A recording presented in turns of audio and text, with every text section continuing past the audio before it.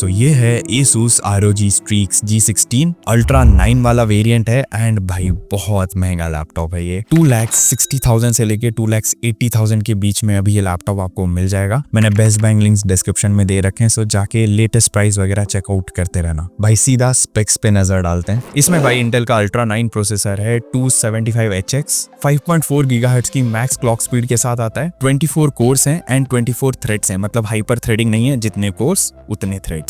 और इन 24 कोर्स में 8 performance course हैं एंड 16 एफिशिएंट कोर्स हैं। 55 वॉट की बेस TDP है एंड 160 वॉट तक ये जाती है TDP। फिर इसमें 32 GB की DDR5 रैम, जिसमें 5600 मेगा ट्रांसफर स्पीड मिल जाती है एंड ये बिल्कुल एक्सपैंडेबल है, 64 GB तक एक्सपैंड कर सकते हो। बाकी अगर स्टोरेज की बात करूँ 1 TB की Gen 4 SSD मिल जाती है, इसको भी आप एक्सपैंड कर सकते हो। इसमें इंटीग्रेटेड GPU भी मिल जाता है, जो बेसिकली NPU भी बोल सकते हो आप। NPU भी सेम ही इसमें इंटीग्रेट किया गया है। ओवरऑल 18 GB का इंटीग्रेटेड ग्राफिक कार्ड है एंड फिर आता है the mighty RTX 5070 Ti, 140 what की TGP है, बट आई थिंक इसको और TGP मिलती, मतलब और पावर मिलती तो ये और बेटर परफॉर्म करता। ब्लैकवेल आर्किटेक्चर पे बेस्ड है एंड DLSS 4 सपोर्ट करता है, और DLSS 4 की परफॉर्मेंस कैसी है वो आपको जल्द ही मालूम चलने वाली है। Stay tuned. बाकी Wi-Fi 7 एंड Bluetooth 5.4 मिल जाता है, और हाँ Microsoft office lifetime access के साथ मिल जाता है एंड McAfee एंटीवायरस 1 ईयर वाला मिल जाता है। Cinebench R23 में मल्टी कोर स्कोर था 35,456, सिंगल कोर स्कोर था 2196। मैंने भाई अभी तक जितनी भी लैपटॉप टेस्ट किए हैं उसमें सबसे हाईएस्ट स्कोर था ये आज तक का।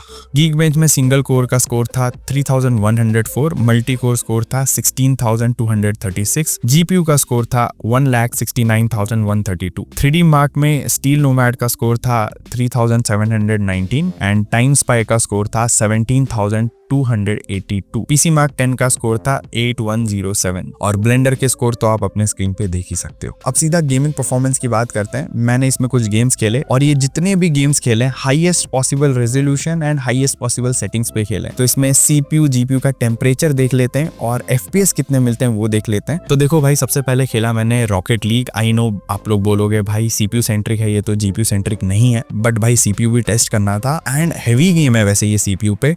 तो इसमें 600 से 700 FPS मिल गए और भाई 95 डिग्रीज तक टेम्परेचर जा रहा था। आप डरो मत, थ्रॉटलिंग का 1% भी इशू नहीं आया। अगर सेम सेटिंग्स पे दूसरे लैपटॉप में ये गेम खेलोगे ना तो 100 डिग्रीज पार हो जाएगा CPU का टेम्परेचर। फिर खेला हमारा चाहिए GTA 5, इसमें 60 to 70 FPS के बीच में मिल गए, और भाई क्या गेम प्ले था, मतलब मजा ही आ गया। नेक्स्ट लेवल स्मूथ परफॉर्मेंस थी। बीच में एक बार 90 डिग्री टच हुआ था, बट मोस्टली ठंडा था पूरा मामला। एनीवे आगे बढ़ते हैं। अब बात करते हैं फार क्राई 6 की, क्योंकि ये गेम भी अच्छा खासा है एंड 120 to 130 FPS मिल गया। Smooth experience, no throttling whatsoever. अब दोस्तों आगे बढ़ते हैं, लेकिन उससे पहले आपको बता दूं, अगर आप भुवनेश्वर से हो you can visit Shubham Infotech in Shahid Nagar, जहां ROG series, Vivo book series, Zen book series, car series, TUF series and आपको हैंड हेल्ड कंप्यूटर्स भी मिल जाएंगे। सो अगर आपको थिन एंड लाइट लैपटॉप चाहिए या गेमिंग लैपटॉप चाहिए, you can find it under one roof called Shubham infotech. अगर वहां पे जाके आप इस वीडियो को दिखाओगे या रिव्यू का रेफरेंस दोगे, आपको एक्स्ट्रा डिस्काउंट भी मिलेगा। बाकी उनकी लोकेशन की डिटेल्स एंड कॉन्टैक्ट नंबर मैंने डिस्क्रिप्शन में दे दिया है, you can check it out. फिर खेला भाई हमने Cyberpunk 2077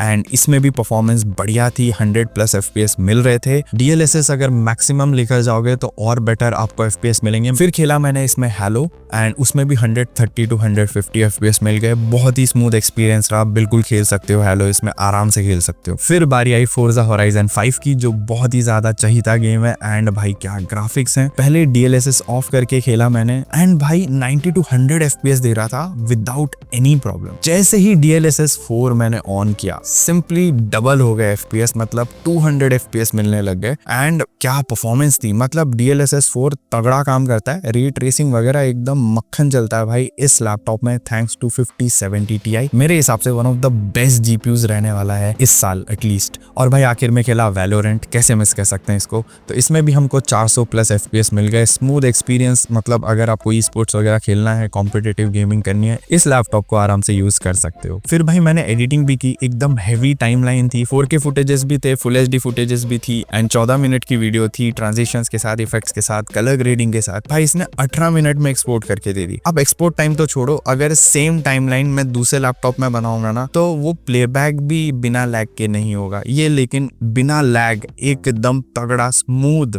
प्लेबैक दे रहा था। तो भाई एडिटिंग का काम हो, 3D ब्लेंडर हो, 3D मॉडलिंग हो, AI ML कोडिंग, हर चीज आराम से हैंडल कर सकता है ये लैपटॉप। और हाँ, मक स्विच है, आर्मरी क्रिएट ऐप जो मिलता है उसमें जाके आप सारी चेंजेस वगैरह कर सकते हो, मतलब कीबोर्ड से लेके डिस्प्ले सेटिंग, आपके GPU का सेटिंग, हर चीज ऊपर नीचे कर सकते हो।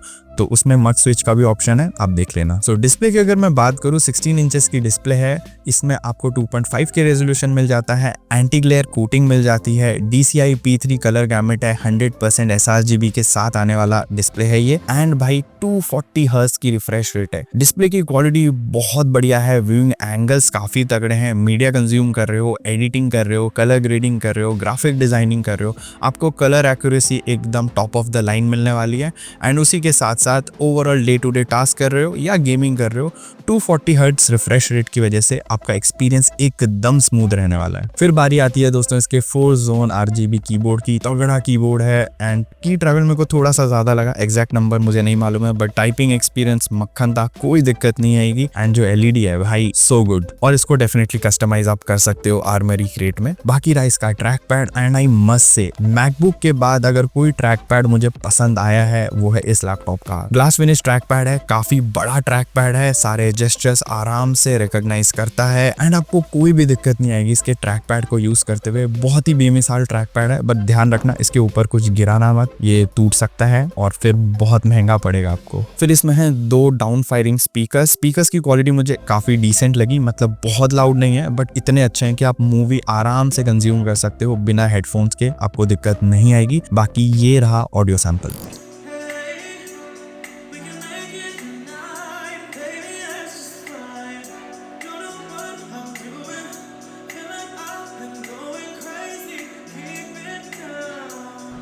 और हाँ, इसका वेबकैम IR वेबकैम है 1080p का, और मैं उसके बारे में बोलना भूल गया था तो मैं ऐसे वीडियो बना रहा हूँ।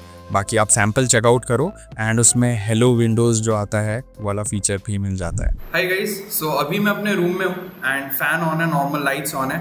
आप चेक कर सकते हो कि मेरी आवाज़ कितने अच्छे से आपको सुनाई दे रही है, मतलब माइक की क्वालिटी कैसी है एंड जो कैमरा है इस लैपटॉप का उसकी क्वालिटी कैसी है।